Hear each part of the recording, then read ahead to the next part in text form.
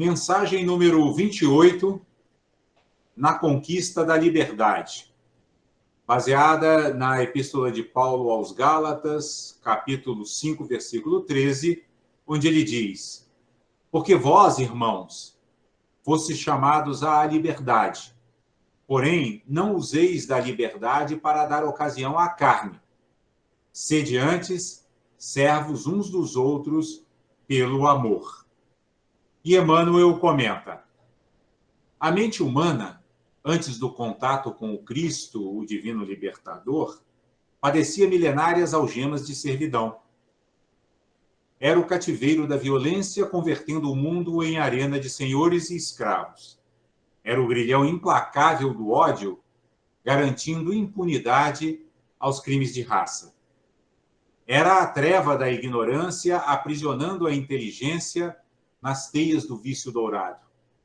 Era a obsessão da guerra permanente, encarcerando os povos em torrentes de sangue e lama. Cristo veio, porém, e conquistando a libertação espiritual do mundo a preço de sacrifício, descerra novos horizontes à humanidade. Da manjedoura à cruz, movimenta-se o amigo divino, reintegrando o homem na posse da simplicidade, do equilíbrio, da esperança, da alegria e da vida eterna, que constituem fatores essenciais da justa libertação do espírito. Devemos, pois, ao Senhor a felicidade de nossa gradativa independência para a imortalidade. Entretanto, para atingir a glória divina a que estamos destinados, é preciso saibamos renunciar conscientemente à nossa própria emancipação, sustentando-nos no serviço espontâneo em favor dos outros, porquanto somente através da nossa voluntária rendição ao dever, por amor aos nossos próprios deveres, é que realmente alcançaremos a auréola da liberdade vitoriosa. Bom, pessoal, então vejam que a nossa mensagem de hoje, ela volta a falar sobre o tema sobre o qual a mensagem da semana passada falava também, o tema da liberdade, né? Só que dessa vez, né, nós temos o título Na Conquista da Liberdade. Semana passada tivemos o tema Em Honra da Liberdade. Mas, em essência, as duas mensagens estão falando sobre uma mesma coisa, que é exatamente a abordagem do conceito de liberdade à luz do cultivo espiritual. E à luz do cultivo espiritual, liberdade significa, sobretudo, a libertação da nossa prisão ao egocentrismo, né? O que nos prende hoje, né, o que nos escraviza hoje, é exatamente o fato de estarmos apegados às nossas preferências, apegados àquilo que gostamos ou não gostamos. Por que isso é chamado de prisão dentro da visão espiritualista, né? Porque quando nós estamos nesse cativeiro, né, nesse aprisionamento do gostar ou não gostar, a nossa energia fica dependente dos fenômenos externos. Porque toda vez que os fenômenos externos nos desagradam, nossa energia se deprime. E quando eles nos agradam, ela entra num estado de euforia. Então, nós ficamos aprisionados nesse sentido, que nós não temos liberdade diante daquilo que ocorre no mundo exterior. Se nós pegarmos os mestres iluminados, como é o caso de Jesus, nós vemos que Jesus não padecia desse mal, né? Ele não sofria, ele não se afligia com as alternâncias, né, que a impermanência do mundo trazia para a vida dele. Por quê? Porque a gente percebe que ele era independente em relação ao que acontecesse, ao que viesse, digamos assim, de fora, né? O seu equilíbrio interno estava apoiado numa base completamente estável, que é justamente a base do nosso espírito livre, né? Espírito livre de apegos, espírito livre de preferências, espírito livre de desejos, né?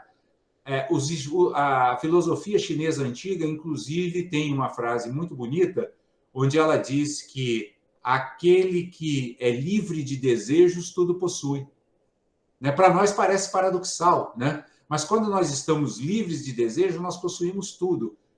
Em que sentido? Porque nós possuímos exatamente essa liberdade absoluta diante das circunstâncias. Ou seja, as circunstâncias se alternam, né? A impermanência segue o seu curso, mas nosso espírito está livre para lidar com todos os acontecimentos com equilíbrio, com serenidade, com tranquilidade, sem perder a sua paz interna. Então, essa libertação da qual fala aqui a mensagem é justamente a libertação desse cativeiro interno que Emmanuel, inclusive, menciona aqui nos seus comentários. Percebam que quando Emmanuel começa seus comentários, ali no segundo, terceiro, no segundo, terceiro, quarto e quinto parágrafos, né, ele usa as palavras cativeiro, grilhão, treva e obsessão. Né? Ele fala no segundo parágrafo, era o cativeiro da violência, antes de Jesus. Depois ele diz, era o grilhão implacável do ódio, antes de Jesus também. Era a treva da ignorância, aprisionando a inteligência, e era a obsessão da guerra permanente.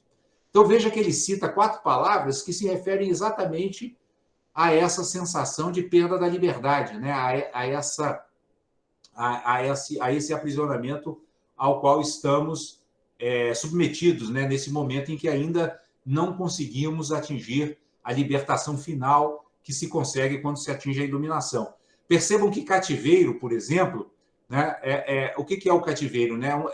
O cativeiro é como se fosse uma gaiola, um lugar fechado, né? Um lugar onde estamos presos. Né? Os grilhões são aquelas correntes que se usavam antigamente para manter, né, os presos ali encadeados para que eles não fugissem.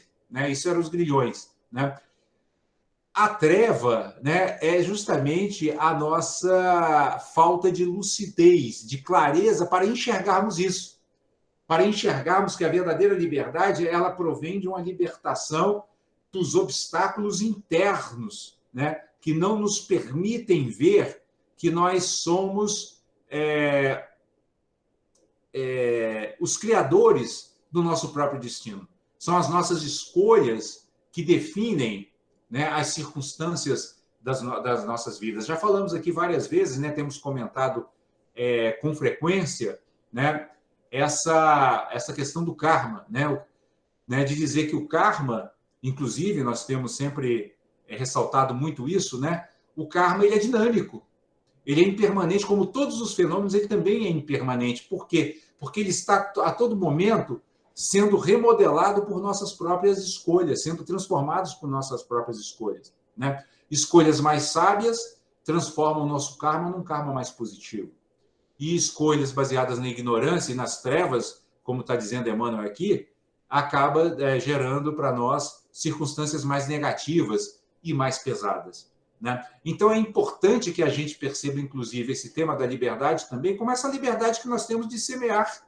Né? Nós temos a liberdade de semear felicidade no nosso caminho ou de semear sofrimento e aflição. Né? E quando Emmanuel vai avançando, então, no seu comentário, ele passa desse diagnóstico, né? Porque ele fez um diagnóstico primeiro. Onde é que nós estamos? Em que ponto nós estamos? Então, nós estamos nesse ponto em que estamos ainda nesse cativeiro interno, né? Estamos ainda sendo vítimas desses grilhões internos, né? Dessas algemas internas, né? Que são fruto ainda da nossa ignorância espiritual. Mas, em seguida a esse diagnóstico, ele, então, nos apresenta o que Cristo nos trouxe como remédio, né? Ou o que Cristo nos trouxe como ferramenta para a nossa libertação. Né?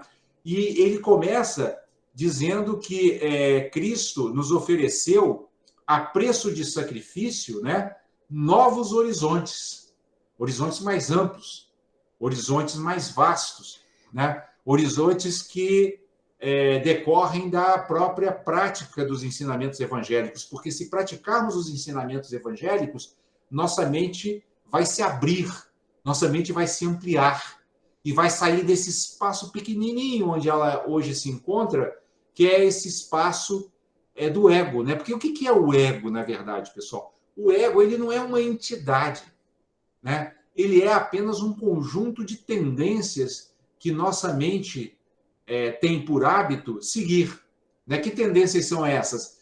É o apego ao elogio, né? E a aversão à crítica, né? Então nós estamos sempre buscando ser elogiados e tentando evitar ser criticados, né? Isso exige de nós, percebam como isso nos aprisiona.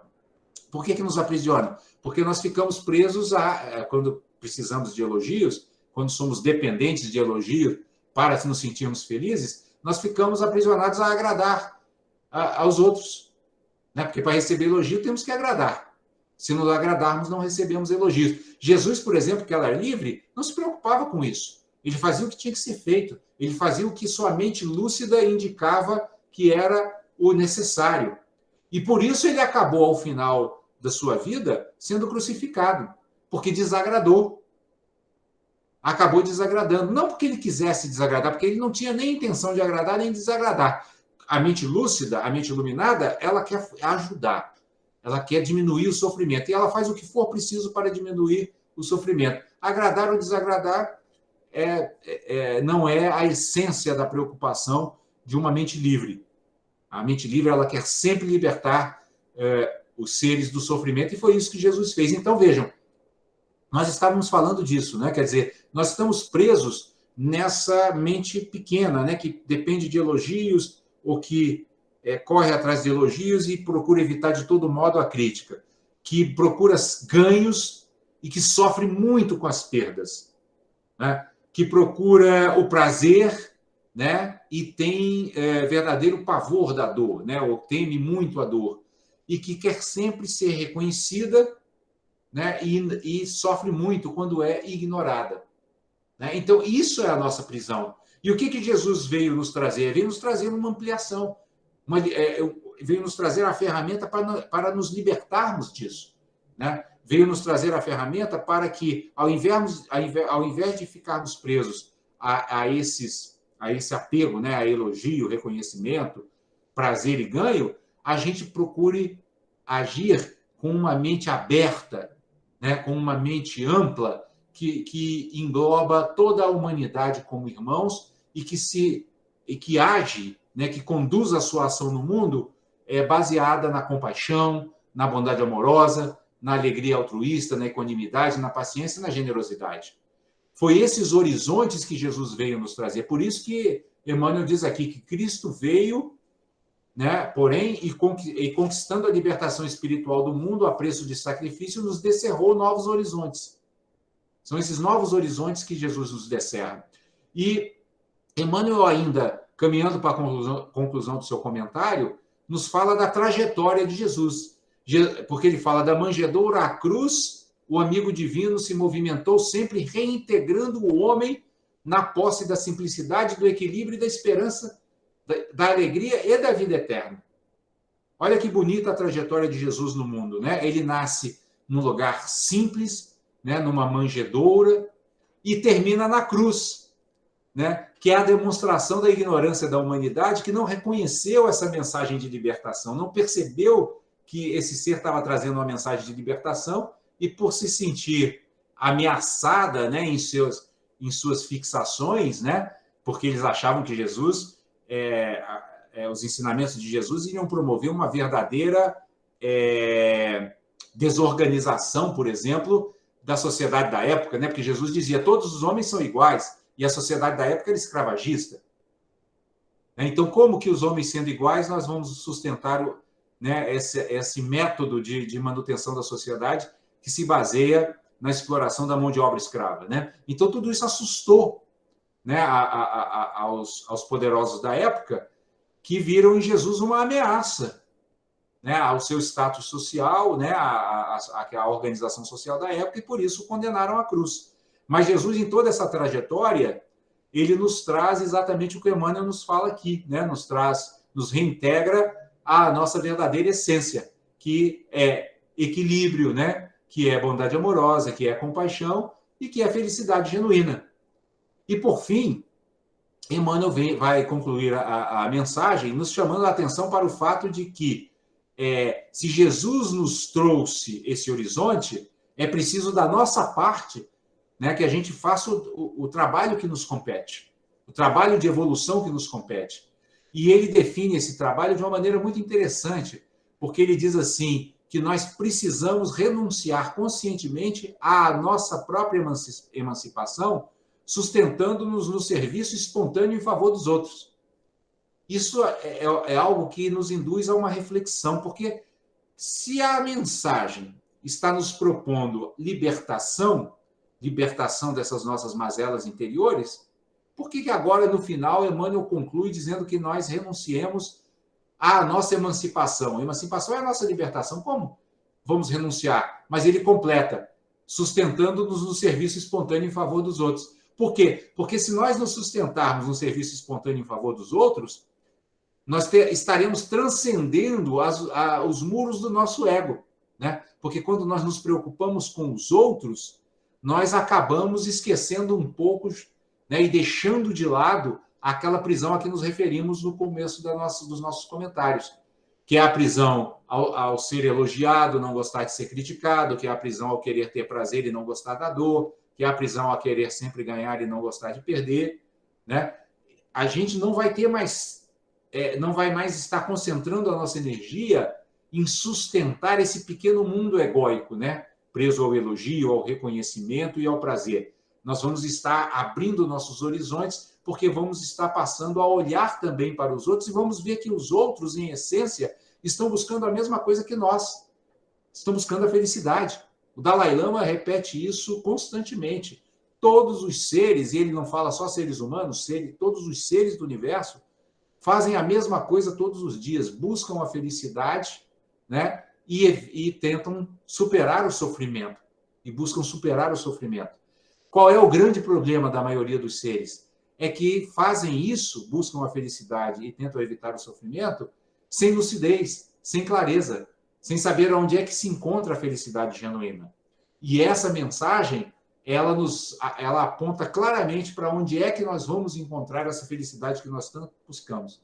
Dentro de nós mesmos, purificando o nosso mundo interior, nos libertando de todas as nossas obscuridades mentais e de todas as emoções perturbadoras. Ou seja, nos libertando do apego, nos libertando da sensação de carência, nos libertando do orgulho, enfim, de todas essas nuvens que obscurecem a nossa luz interior e não nos permitem o acesso a essa natureza espiritual, luminosa, que é a nossa verdadeira essência, que é a nossa herança divina, que está aqui incessantemente disponível, aguardando apenas que nós abramos os nossos olhos para poder enxergar esse caminho que nos conduz ao equilíbrio, né, à paz imperturbável, à felicidade genuína, que vai nos libertar definitivamente